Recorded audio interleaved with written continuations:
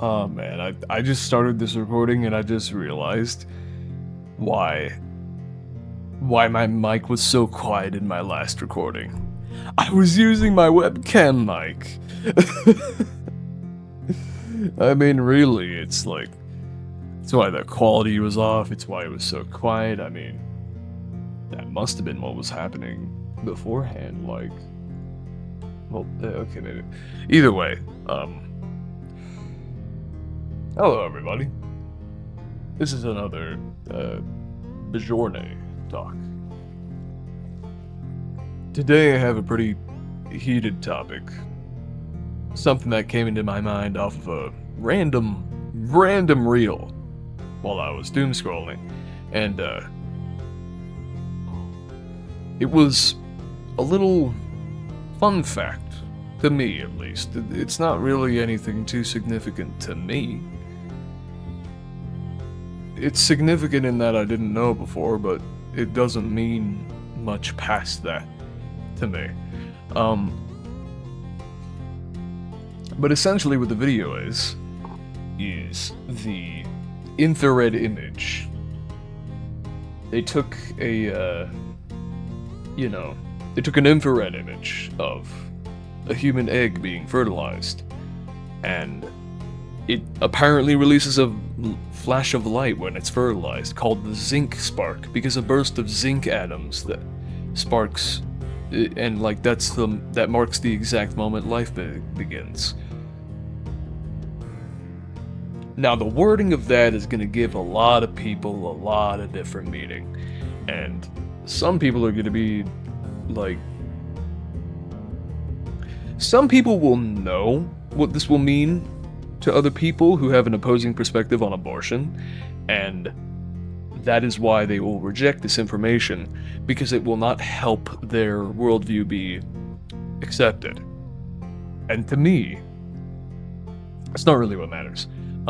You can accept information to yourself while having zero impact on what other people think, and that's actually usually what happens. Usually if you don't let a thought out, it doesn't influence anything. And even if you do express a thought, it only influences whoever heard it. And if nobody hears it, then your expression is kind of diminished by the fact that it had nothing to express upon. But anyway, the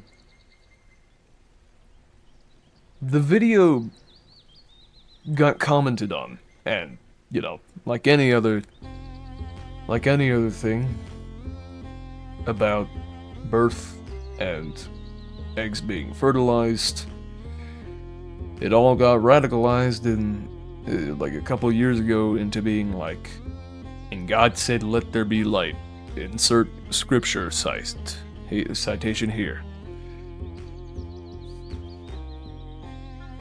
I really don't get it. I really like.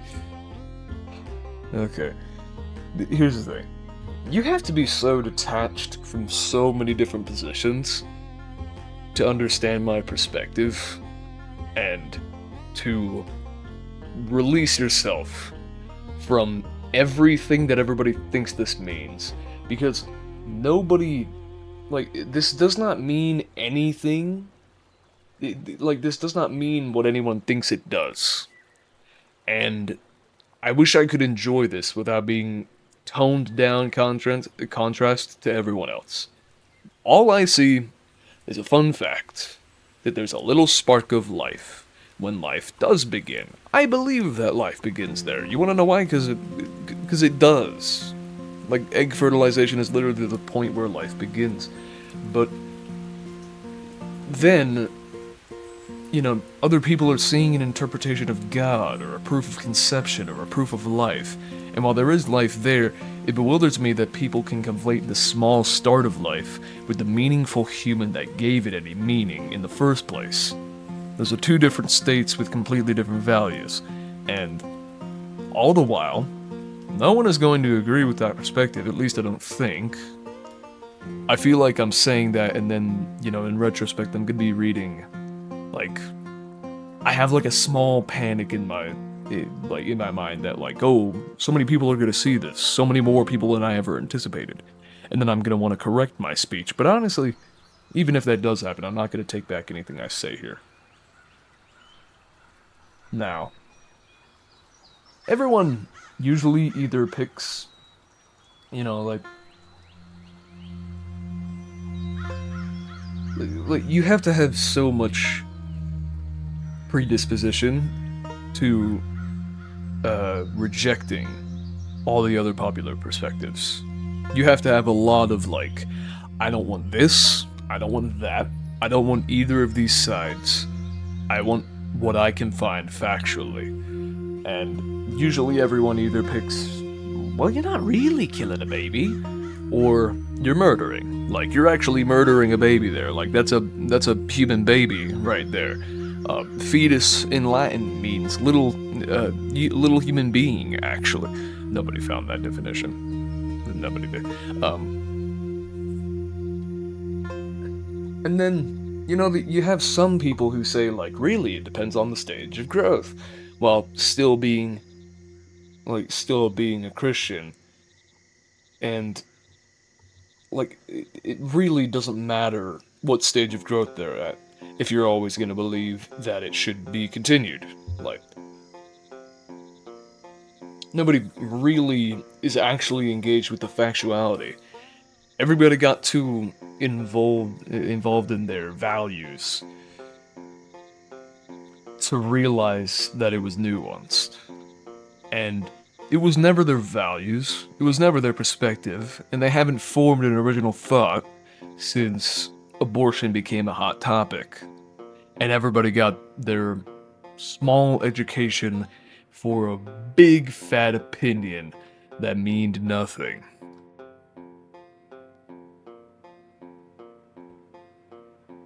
Now, the main point I want to reach here is my own perspective on abortion, why this little fun fact that a zinc spark marks the first start of life, doesn't really mean too much, because you have to contextualize that, like, you cannot value the start of life as its eventual culmination. Like, you can't, okay? Like, we can all agree that, the start of life in the womb is different from being birthed. We can all agree on that, but you'll find a lot of disagreement if you try to put different values on those. Because nobody really wants to put two different values on two different states of life, because it's all viewed as one human being. For some reason. I don't know why. Yeah, so just because the zinc spark is there, technically that's the start of life. It is, I'm not gonna deny that. But it has about 9 months at least to become a human. And every single thing that people are saying a fetus represents, or whatever they think it is attached to something that a fetus is 9 months away from becoming. It's not a human.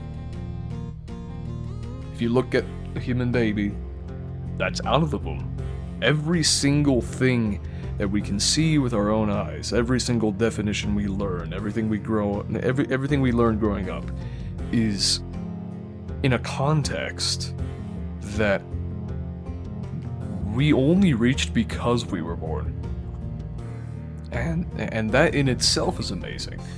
Nothing is ever, like, no person is ever what they were, like, when they started. Nothing is ever what it started as, if it has multiple different states and a line of progression over time. And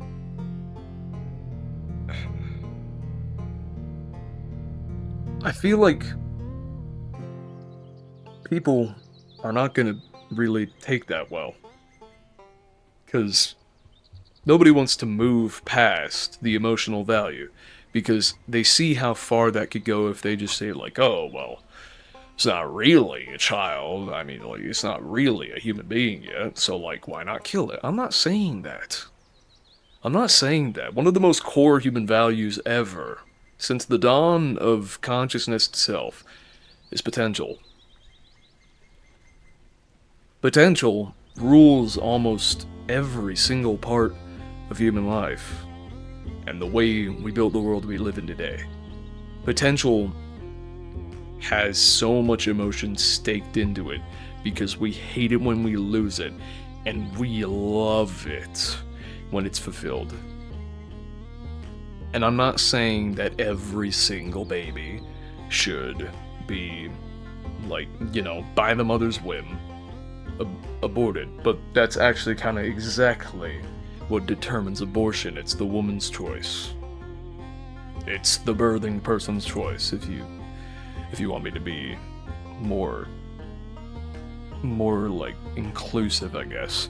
But that doesn't even really do anything. I'm just gonna say woman because I think that it's not really too big of a deal if I don't say birthing person, and I think woman is usually assumed to be a birthing person anyway, especially under current regime. So, continuing with woman as a term for someone who births, um,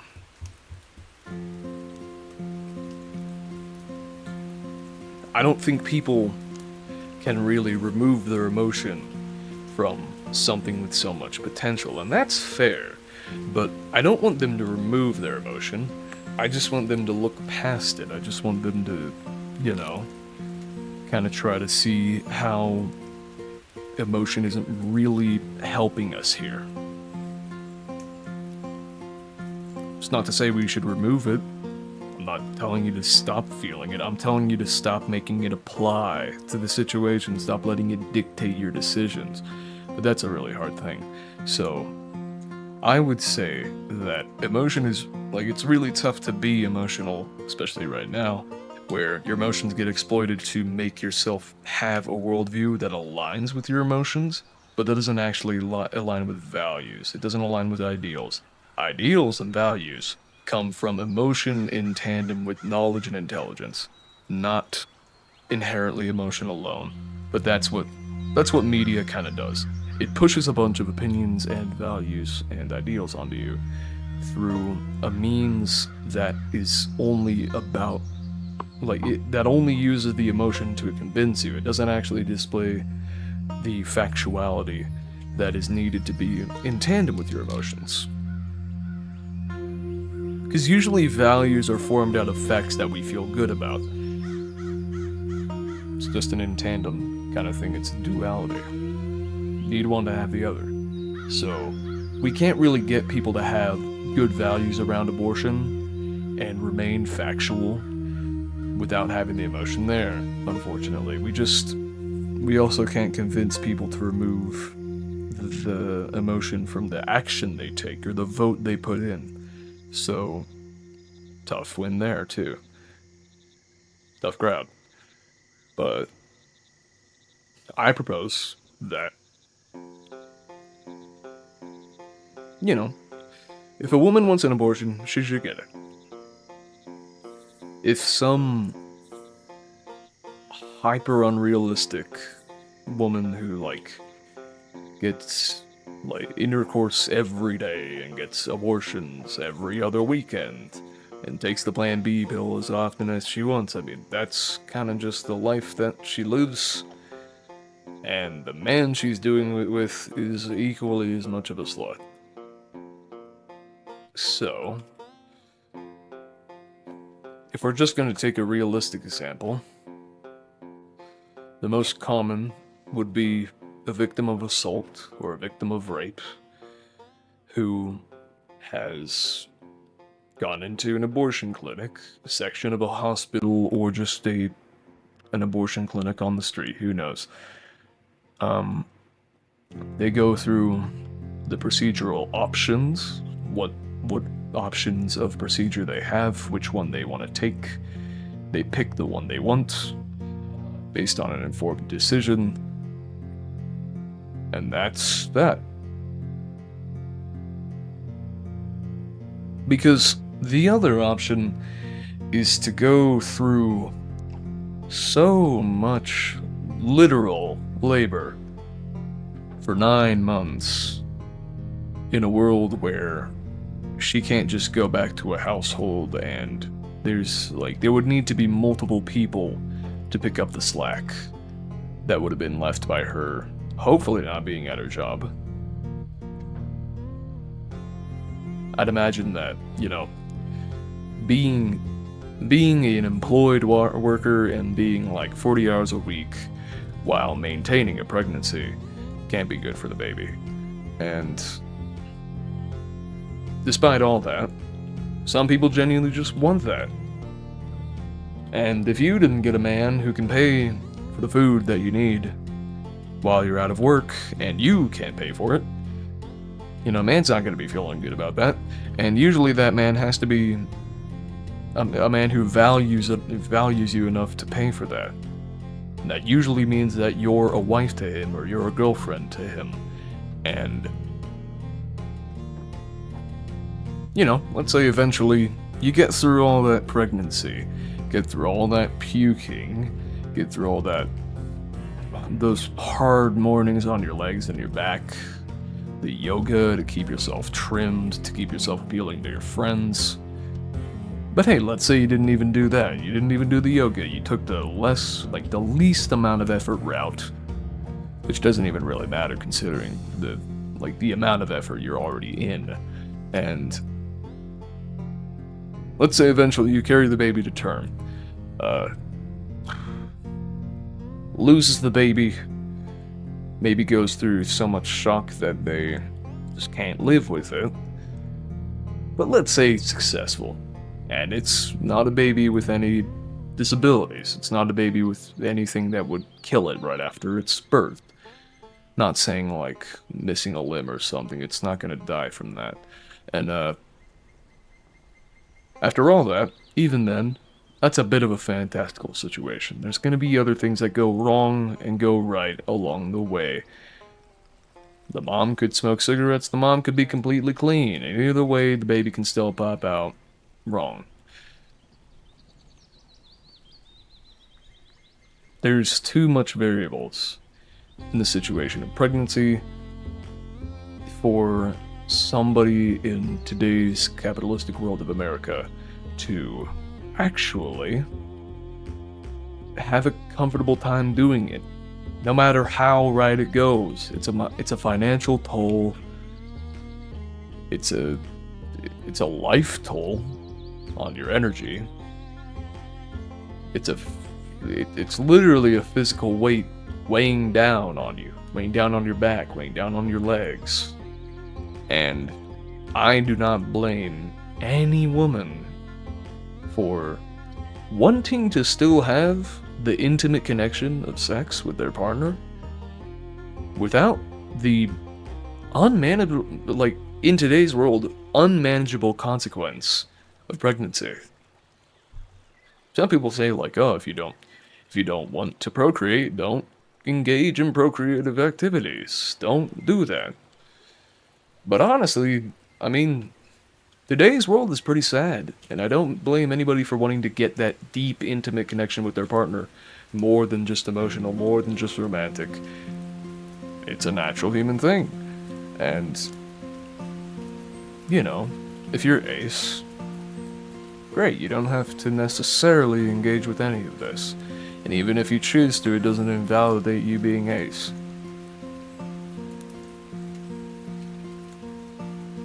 There's just no one solid position around this, and I went through all that explanation and all that and all that sort of perspective giving, all to say that you can disagree with me. You always can. You can always disagree with anybody. You can disagree with everyone. But at the end of the day, you have to listen to somebody, and I would pick yourself. Because otherwise, you're like an internet router with no download. And the download speed is the best speed on any router, on any internet connection. So, I would say just listen to someone like yourself or yourself, get the info yourself, and don't take other perspectives. Agree, but don't take. Form your own. Really think about it. The first step to forming your own perspective is not letting other ones become what you think your own is. And I think that's the best way we can help the situation of the abortion debate, or the abortion situation, or the policies, or anything. Just think about it from both parties. Think about it from an economic and lifestyle perspective. No matter how it happens, pregnancy and abortion are two sides of the same coin. And there will always be ways for women to do it. There will always be ways for organizations to crank down on it, but it will never go away. Neither will ever go away. And because they're always going to be there, I'd say we should let people decide for themselves, not really hunker down on any bit of it. Advise, put out education out there, advise side effects of abortion, advise side effects of different methods, have doctors who know those and can recommend different procedures, not just one, and make sure there's always an open source that people can fact check the media with. But until then, hey, listen, the zinc flash is really just God's light, isn't it? No chip no I'll see you in the next one.